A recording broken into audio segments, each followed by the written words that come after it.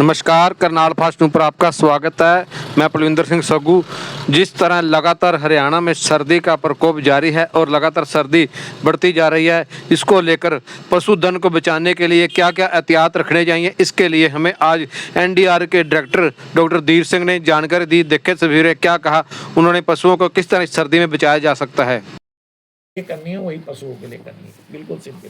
तो उनको सर्दियों से बचाना, सर्दी आ रही है, मैं भी अपने और हमने इसके लिए जो आपको ये पहले बता दें, अपने किसान भाइयों के लिए हमने एडवाइजरी बनाई है। वो एडवाइजरी की कापी अभी हम आपको दे रहे हैं और वो हम अपनी वेबसाइट पे डाल रहे हैं, अपने यूट्यूब में भी हम उसको अपलोड कर रहे हैं। तो आप लोग उसको छाप करके किसान भाइयों तक पहुंचा दें। लेकिन मुख्य उद्देश्य है किसानों की, जो हमारी सर्दी है आपको थोड़ी ज़्यादा इस बार सर्दी जैसे जो पड़ रही है, तो किसानों को आपको ये ध्यान रखना है कि उसको सर्दी से बचाना है, सिंपल सा। एब्ल्यूटन जो है, जितना भी वो पानी पीना है उसको अवेलेबल कराएं, क्योंकि ये पानी भी ऐसा कभी मानते हैं, अगर गुनगुना पानी थोड़ा दे सकते हैं वो भी उसमें दीजिए। अगर आपके पास अच्छा स्टोरेज मतलब बंद कमरा है तो उसमें रखें, लेकिन एयर जरूर उसमें रखें। ऐसा ना हो कि हीट जला दें, ताप लगा दें और उसमें सफोकेशन हो, तो उसको ओपन वेंटिलेशन भी रहे। अगर आपके पास खुला है तो आपके पास टाट वगैरह है, उनको लगा करके, या चीक वगैरह है उसको लगा दीजिए। हमने देखी अगर एपेंडियरी में मैंने दोनों तरफ से चीक लगाए हैं क्योंकि कहीं कहीं क्लोज सिस्टम होता है, हमारा ओपन सिस्टम है यहाँ पे, कि बहुत लंबी सर्दियाँ नहीं पड़ती हैं या लंबी वो नहीं होती है गर्मी, इसलिए हमारा ओपन सिस्टम है और एनिमल भी प्रीफर करता है। लेकिन जो हमारे किसान भाई हैं उनका लगभग क्लोज सिस्टम है, तो ज़्यादा घबराने की ज़रूरत नहीं है। बट उनको यही देखें कि वेंटिलेशन रखें, अच्छा पानी को, अच्छा खाना दें और मिनरल मिक्सचर दें, और उसको पूरा डिटेल कितना कितना देना है वो मैं अपनी एडवाइजरी में लगा रहा हूँ। हमारे जो वैज्ञानिक लोगों ने एडवाइजरी तैयार की, वो अभी आपको देते हैं और छाप दी थी। डॉक्टर साहब, अगर बात करें तो पंजाब और हिमाचल में बारिश हुई है, लेकिन हरियाणा में अब की बार बारिश नहीं हुई है, उसके भी इफेक्ट है, सूखी सर्दी पड़ रही है।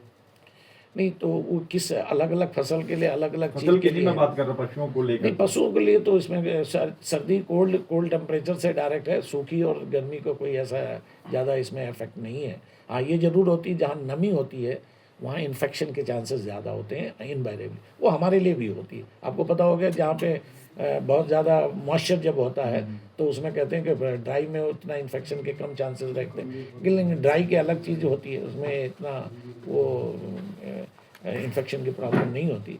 तो ये चीज़ जो हमारे लिए है वही पशुओं के लिए। थनैला रोग आ रहा है सर, थनैला रोग के बारे में क्या बताना है?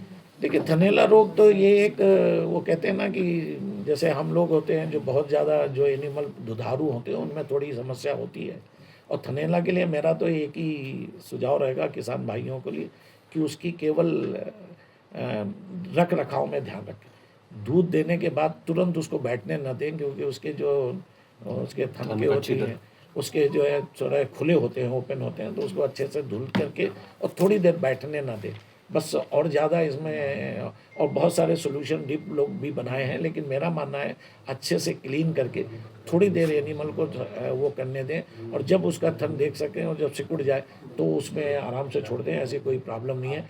लेकिन जो दुधारू एनिमल ज़्यादा दूध देते हैं उनकी एनर्जी डाइवर्ट होती है मिल्क प्रोडक्शन में, तो बॉडी की तरफ मेंटेनेंस के लिए, इसलिए उसको खाना अच्छा दें, मिनरल मिक्सचर बहुत बढ़िया दें, हमेशा मिनरल मिक्सचर की कमी नहीं हो और उसको अच्छा फीड मिले, तो थनैला की बीमारी भी और थोड़ा क्योर करें जब मिल्किंग के समय, तो नहीं होगी। पशुओं के बच्चों के लिए सर्दियों में बचने के लिए कुछ खास या कोई डिजीज़ ऐसी जो अभी विंटर्स में हो पॉसिबल? नहीं, ऐसा कुछ नहीं है, जो नॉर्मल है।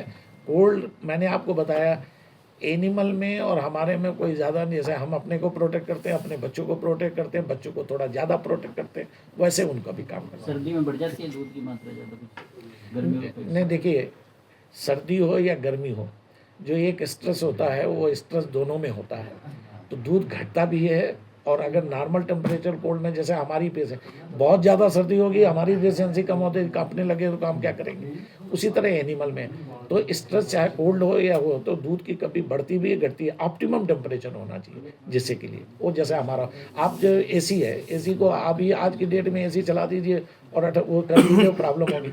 ज़्यादा गर्मी कर देंगे आज की डेट में, अगर गर्मी भी कर दिया एसी में, कूलिंग जैसे हमारे हीटर है, हीटर को ज़्यादा कर दिया तो भी एक ऑप्टिमम रहना चाहिए। तो स्ट्रेस दोनों होता है और दोनों में वही स्ट्रेस के मॉलिक्यूल बनते हैं जो हार्म करते हैं, चाहे वो कोल्ड के हो चाहे जिसके से हीट स्ट्रेस प्रोटीन जो होते हैं, HSP प्रोटीन्स होती हैं। तो वो जो साइंटिफिक है हम यहाँ पे नहीं डिस्कस करना चाहते हैं। तो दोनों में स्ट्रेस होता है, स्ट्रेस नहीं होना चाहिए।